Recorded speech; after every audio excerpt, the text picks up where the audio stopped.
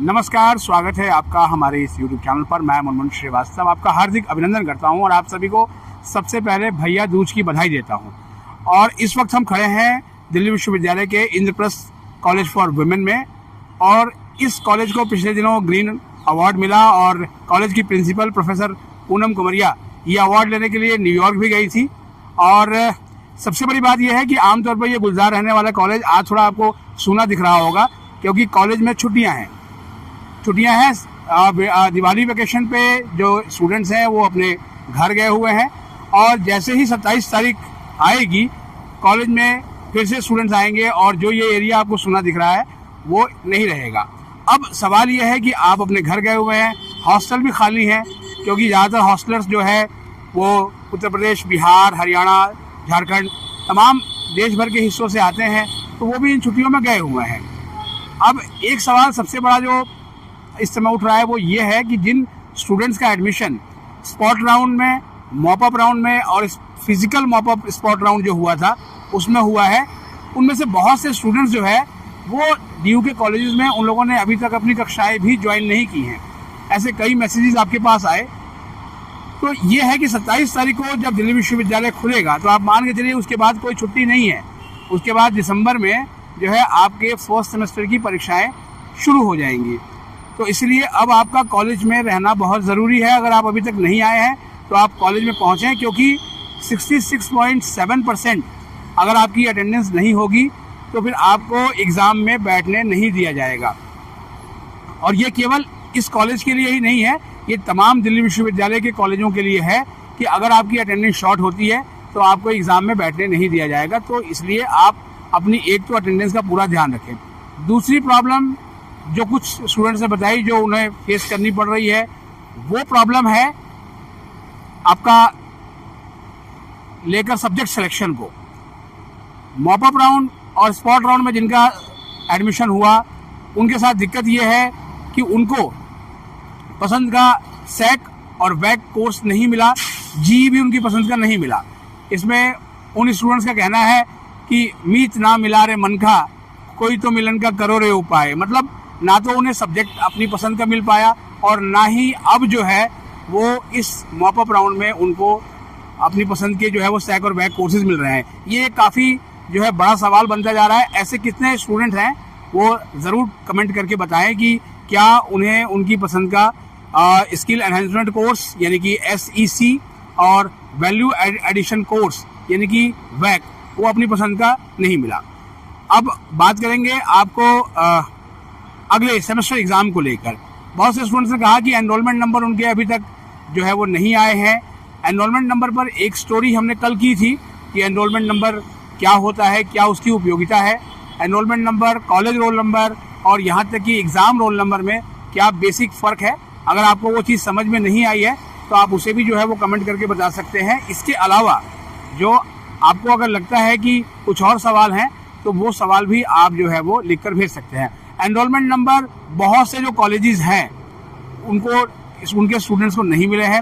First year, first semester के जो students हैं वो परीक्षा तभी दे पाएंगे जब उनके पास एनरोलमेंट नंबर होगा, लेकिन ड्यू के एग्ज़ाम ब्रांच की ओर से ये जारी नहीं किया गया है अभी तक। और एनरोलमेंट नंबर जारी करने की एक बहुत लंबी प्रक्रिया भी होती है, हालांकि ये अभी तक हो जाना चाहिए था, लेकिन ये अभी तक जो है वो नहीं हो पाया है। लिहाजा जो है ज़्यादातर स्टूडेंट्स को अभी एनरोलमेंट नंबर नहीं मिला है।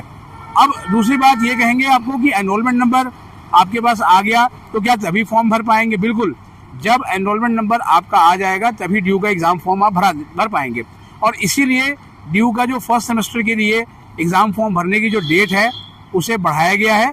वो अब आप जो है वो 30 अक्टूबर तक आप जो है वो एग्ज़ाम फॉर्म भर सकते हैं। 30 अक्टूबर आने में अभी 7 दिन का समय शेष है और एग्ज़ाम फॉर्म भरने के लिए आपको कॉलेज में आने की ज़रूरत नहीं है। अगर आप घर पर भी हैं और आपके कॉलेज ने एनरोलमेंट नंबर इशू कर दिया है तो आप घर से भी फॉर्म भर सकते हैं, क्योंकि 30 अक्टूबर तक अगर आप फॉर्म भरेंगे तो आपकी लेट फीस नहीं लगेगी। लेकिन जो एनरोलमेंट नंबर की को लेकर जो समस्या आ रही है उस समस्या को देखते हुए ये लगता है कि ये डेट्स अभी और भी आगे बढ़ सकती है, लेकिन आप लास्ट डेट का जो है वो इंतज़ार ना करें।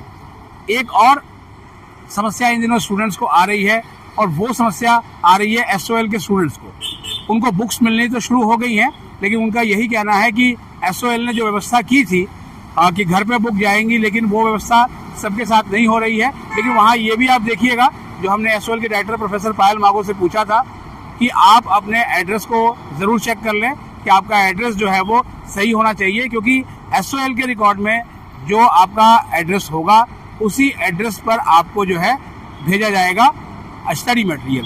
दूसरी जो एक और बात है वो NCVAP के स्टूडेंट्स की है।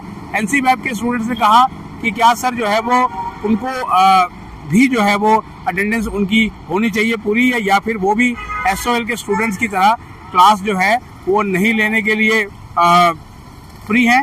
जी नहीं, ऐसा नहीं है। अगर आपने NCVAP यानी non collegiate women's education board की डायरेक्टर प्रोफेसर गीता भट्ट का इंटरव्यू सुना होगा, तो उसमें उन्होंने यही कहा था कि NCVAP को स्टूडेंट्स जो भी सेंटर पे जहां उनको एडमिशन मिला है वहां पे उनकी अटेंडेंस पूरी होनी चाहिए।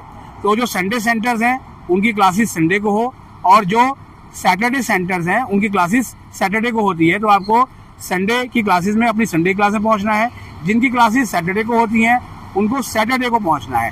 तो आप ये भी सुनिश्चित कर लें कि आपकी जो अटेंडेंस है वो 66.7% से ऊपर हो। अगर आपकी अटेंडेंस इससे नीचे होगी तो दिल्ली विश्वविद्यालय प्रशासन बहुत सख्त है। अगर आपकी अटेंडेंस कम होती है तो आपको एग्जाम में बैठने नहीं दिया जाएगा, ऐसा साफ तौर पर जो है वो DU प्रशासन ने कहा है। और अगर आप जो है वो पिछले एक्सपीरियंस को देखेंगे तो DU के कई कॉलेजों ने, खासतौर पर एक कॉलेज है जो बहुत आप लोगों के बीच में पॉपुलर भी हुआ था, शहीद भगत सिंह कॉलेज, उन्होंने बहुत से स्टूडेंट्स को जो है वो डीबार किया था एग्जाम देने को लेकर, क्योंकि उनकी अटेंडेंस शॉर्ट थी और एक ग्रेडेड डिटेंशन उनका किया गया था कि मतलब अगर आपकी अटेंडेंस इतनी शॉर्ट है तो आप इतने पेपर नहीं दे पाएंगे, अगर इतनी अटेंडेंस शॉर्ट है तो इतने पेपर नहीं दे पाएंगे।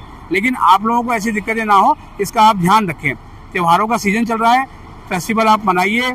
आज भैया दूज है, इसके बाद जो है वो अब छठ पूजा आएगी।